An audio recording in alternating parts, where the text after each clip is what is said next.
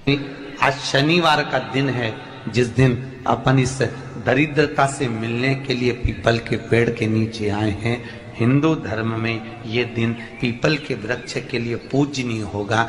जो भी शनिवार के दिन पीपल के वृक्ष की पूजन करेगा, दूध चढ़ाएगा या मिष्ठान का भोग लगाएगा, लक्ष्मी और नारायण उसके घर में प्रवेश कर जाएगा। लक्ष्मी और नारायण उसके घर में प्रवेश करेगा। पुराण की कथा कह रही है कि दुनिया के सारे तीर्थ नहीं जा सकते, पृथ्वी की सारी नदियों में स्नान नहीं कर सकते, पवित्र नदियों में आप स्नान नहीं कर सकते, या किसी भी तीर्थ में जाकर एक रात्रि भी विश्राम नहीं कर सकते, या हमने जिंदगी में कोई दान करा ना करा, कोई पुण्य करा ना करा, कोई सत्कर्म करा ना करा, कोई शास्त्र पढ़ा ना पढ़ा, कोई शास्त्र सुना ना सुना, उसके बाद भी शिव महापुराण की कथा कहती है कि एक दिन में अगर मात्र एक बार भी आप शंकर के शिवालय में प्रवेश कर गए या मंदिर में प्रवेश कर गए तो सारे तीर्थ, सारी नदियां, सारे सरोवर, सारी बावड़ी, सारे तालाब, सारे कुंड के स्नान का पुण्य, दान का पुण्य प्राप्त, केवल शिव तत्व को प्राप्त कर लेने। शिव महापुराण की कथा कह रही है कि घर में जो दिया होता है वो दीपक भी कोई साधारण नहीं होता, उस दीपक की भी महत्वता है, उस दीपक का भी वर्णन है। एक बात बहुत अच्छे से सुनिएगा, शायद आपकी जिंदगी को सवार, शायद आपके जीवन को। मेरी जीजियों, मेरे जीजाओं, मेरी बेटियों, बेटाओं, कभी मौका लगे, शंकर भगवान के शिवलिंग के पास में आप बैठे हैं। जहां तक शास्त्र कहता है कि घर में अगर किसी को बहुत तेज बुखार आ गया है, बहुत तेज बुखार, और बच्चा उस बुखार में तप रहा है, बहुत तप रहा है, मारा, तुम जिस दिए में भगवान की आरती उतारते हो, जिस दिए से तुम भगवान की पूजन करते हो, कभी मौका लगा और आप पूजन करने के लिए गए, कभी पूजन को शंकर भगवान के शिवलिंग के पास में या शंकर भगवान के शिवलिंग के ऊपर कनेर का अगर पीला फूल देखा है ना आप लोगों ने? अरे बोलो तो जम के, देखा है? कनेर का यदि पीला फूल शिवलिंग के आसपास में या शंकर भगवान के ऊपर कहीं रखा हुआ भी दिख जाए, विषम परिस्थिति हो, बहुत हिम्मत ना हारते, कभी भगवान अकेले में एकांत में आप पहुंचे उनके पूजन के लिए, कनेर का पुष्प वहां रखा है, चाहे वो जलाधारी पर रखा हो, चाहे वो शिवलिंग के पास में रखा हो, शिवलिंग पर रखा हो, उस कनेर के पुष्प को अगर आप 5 जगह का स्पर्श कराकर अपने हृदय की बात कहकर वापिस महादेव को समर्पित कर देते हो तो भी मेरा महादेव तुम्हारे दुख का निवारण कर देगा। अब वो 5 स्थान, पहला गणेश जी का जो स्थान होता है वह जगह, दूसरा षडानंद कार्तिक, तीसरा अशोक सुंदरी वाला स्थान, चौथा जलाधारी जो ऊपर से बूंद बूंद जल नीचे गिरा रही है, जया, विषहरा, शामली बारी, दौतली, देव, शंकर जी की 5 बेटियों का, और 5वें नंबर का है शंकर भगवान के, जो कैसे वर्णन किया जाए, त्रिशूल के 3 भाग होते हैं। करें दर्शन आप लोगों ने? जैसे सामने त्रिशूल लगा है, इस त्रिशूल के ऊपर देखेंगे तो 3 भाग दिख रहे हैं, नजर आ रहे हैं सबको? त्रिशूल का जो 3 भाग होता है, उस 3 भाग का जहां ज्वाइंट होता है, जहां मिलता है, एक जगह पर देखो तीनों भाग एक जगह पर मिले हुए, 3 भाग का जहां मिलन होता है, पंचम स्थान, ये 5वां स्थान, यहां पर स्पर्श कराकर शिवलिंग पर अपनी कामना कर श्री शिवाय नमस्तुभ्यम कहकर बाबा से अपने मन की बात कहकर जो समर्पित कर देता है, हम 3 महीना भी नहीं कहेंगे, हम तो कहेंगे अगर ज्यादा दुख है 3 दिन इंतजार करना, मेरा बाबा वो दुख को मिटा। 3 महीना बहुत दूर, पर करना है दिल से।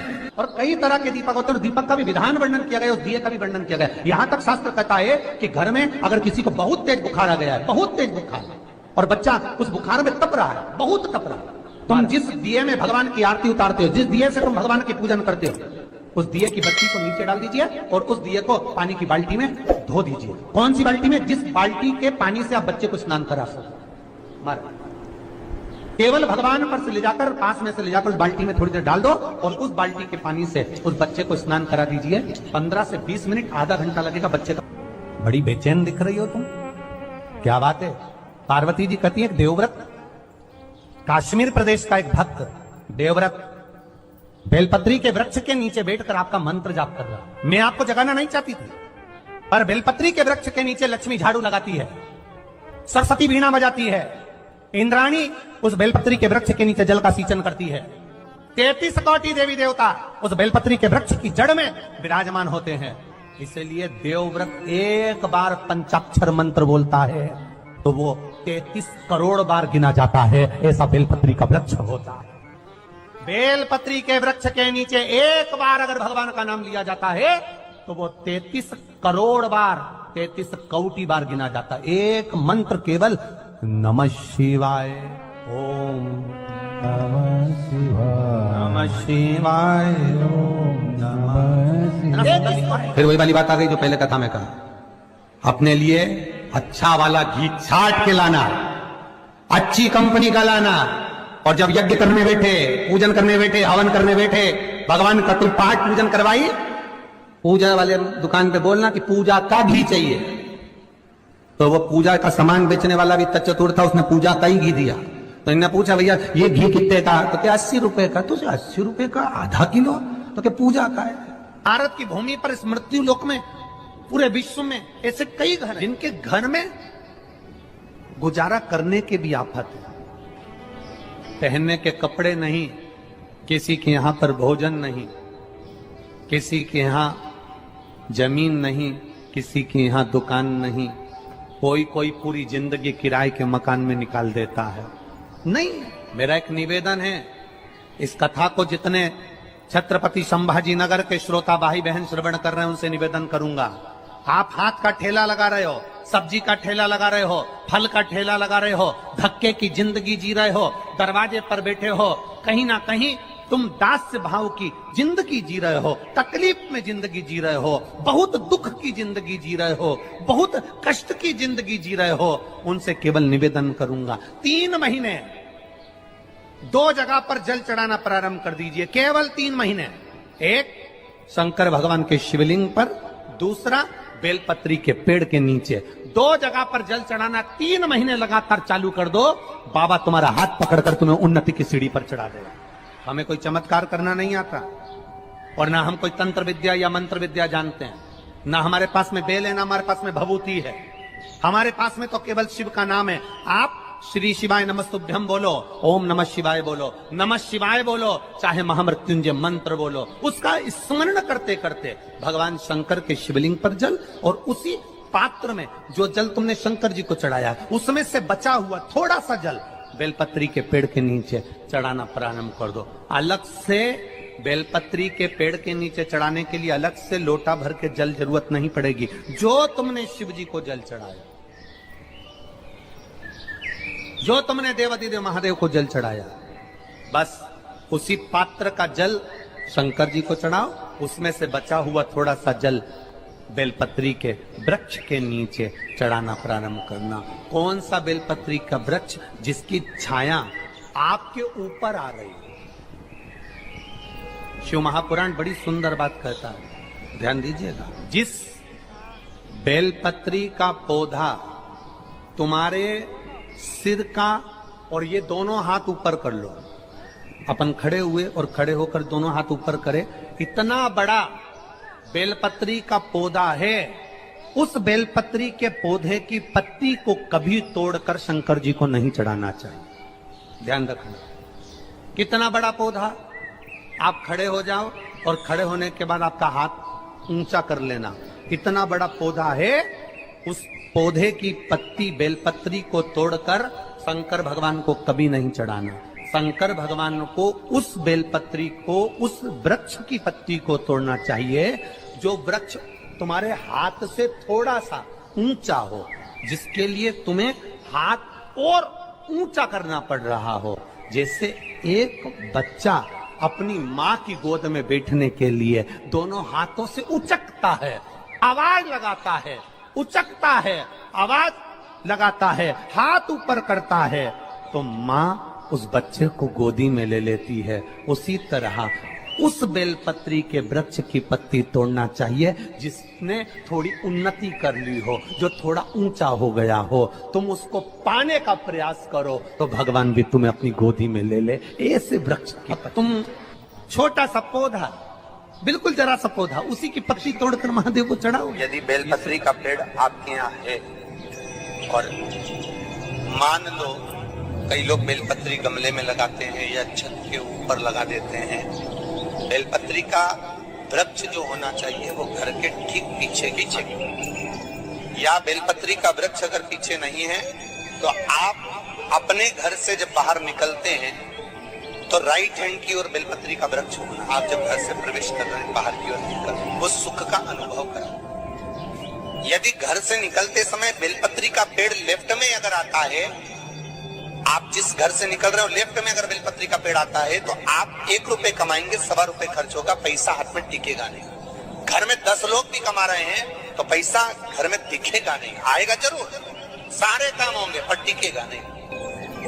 यदि लेफ्ट राइट भाग का बेलपत्री का वृक्ष घर में लगाओ तो घर के पीछे के हिस्से में लगाओ, और ऐसी जगह नहीं लगाना कि जहां पर बेलपत्र में गंदा पानी जाए या कोई गंदी बस। 33 करोड़ देवी देवता बेलपत्री के पेड़ के नीचे सोमवार के दिन, कोई रविवार के दिन, कोई मंगलवार, कोई बुधवार, कोई गुरुवार, कोई शुक्रवार, कोई शनिवार के दिन बेलपत्री के नीचे आकर 33 करोड़ देवी देवता हो तब करते हैं, साधना करते हैं। एक बेल चौकी ऐसी होती है, शंकर पर अगर चढ़ी हुई है तो वापिस उतार कर धोकर फिर शिव को चढ़ा सकते।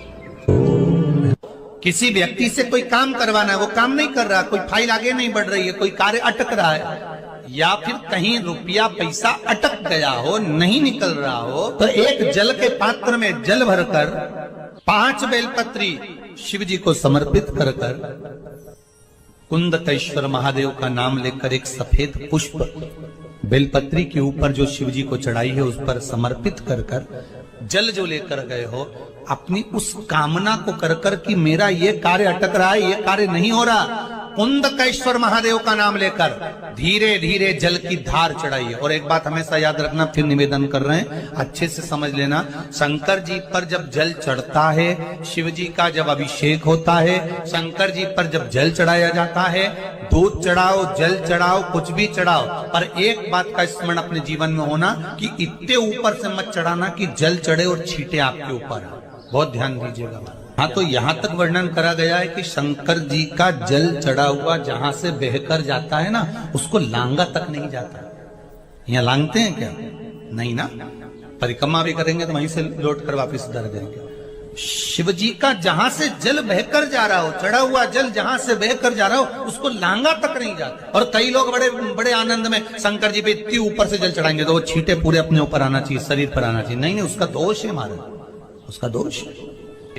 आप भगवान को अगर जल चढ़ाओ, दूध चढ़ाओ, तो मान लो अगर जैसे एक सरल भाषा में समझ लो और अच्छे से, कि जैसे ये शिवलिंग है शंकर जी का, ये शिवलिंग है, और आप जल चढ़ा रहे हो तो इतनी ऊपर से छोड़ोगे तो पानी का छींटा तो अपने ऊपर आएगा, पर वही जल, वही दूध, वही सामग्री आप शिवलिंग से थोड़ी सी दूरी बनाकर अगर आप समर्पित करेंगे तो बाबा उसको स्वीकार भी करता है और आनंद की अनुभूति भी होती है। कार्य में सिद्धता, कार्य में उसकी सिद्धता। आइए भक्तों, आज सुनते हैं तुलसी माता की चालीसा। यह चालीसा सुनने से होती है हर रोगों से मुक्ति, मिलती है सुख समृद्धि का आशीर्वाद। तो एक बार बोलिए प्रेम से विष्णु भगवान की जय, तुलसी माता की जय, भगवती माता की जय। श्री तुलसी महारानी करु विनय सिरनाय, जो मम हो संकट विकट दीजे मात नसाय। नमो नमो तुलसी महारानी, महिमा अमित न जाए बखानी। दियो विष्णु तुमको सम्माना, जग में छायो सुयस महाना। विष्णु प्रिय जय जयंती भवानी, तिहु लोक की हो सुख खानी। भगवत पूजा करे जो कोई, बिना तुम्हारे सफल न हो। जिन घर तब नहीं होए निवासा, उस पर करे विष्णु नहीं वासा।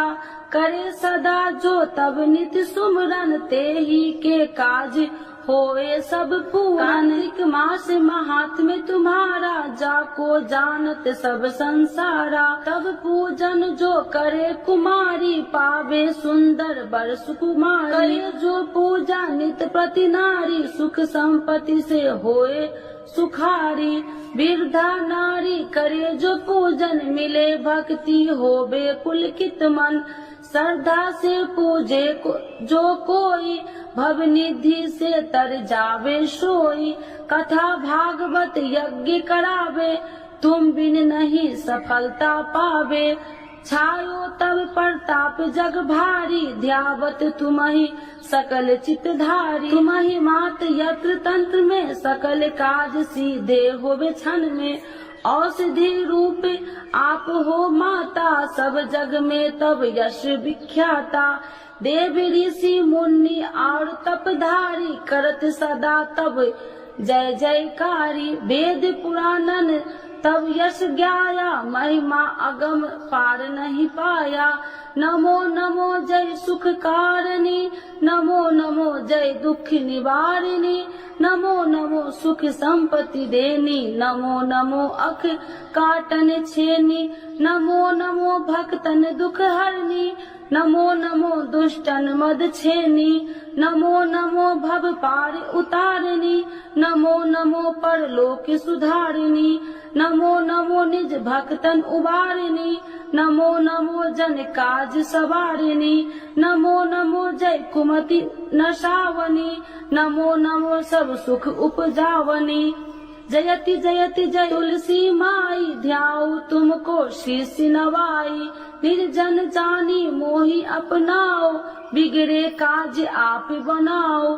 करूँ विनय मैं माते तुम्हारी पूरन आशा करूँ हमारी। शरण चरण कर जोड़ी मनाओ निस दिन तेरे ही गुण गाऊं। करऊ मात यश अब मोह पर दाया निर्मल होए सकल मम काया। मांगू मात या बर दीजे सकल मनोरथ पूरन कीजे। जानू नहीं कुछ नेम उचारा क्षमहु मात अपराध हमारा। 12 मास करे जो पूजा ताशम जग में और न दूजा। प्रथम ही गंगा जल मंगवावे फिर सुंदर स्नान करावे। चंदन अक्षत पुष्प चढ़ावे धूप दीप नैवेद्य लगावे। करे आचमन गंगा जल से ध्यान करे हृदय निर्मल से।